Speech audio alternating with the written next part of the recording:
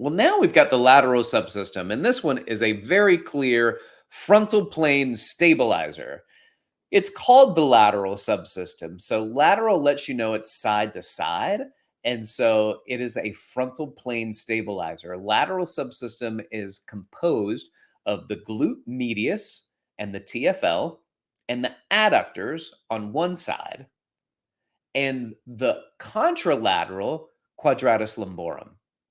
So it's going to be my right glute medius, right TFL, right adductor, which helps to stabilize my pelvis as, excuse me, while I'm standing on a single leg. So I'm standing on my right leg.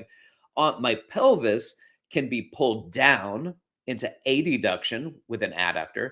It can be pulled up or into abduction. So it's stabilizing my pelvis, one from the lateral side, one from the medial side.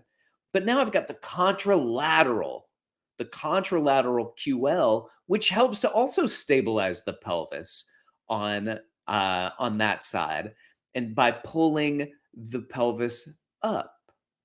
And so the lateral subsystem, the glute medius, TFL, adductors, and contralateral quadratus lumborum help to stabilize our body in the frontal plane. It is frontal plane pelvofemoral stability. Also, if you have some dysfunction in the lateral subsystem with, let's say, subtalar pronation, tibial and femoral internal rotation, that will throw off your lateral subsystem.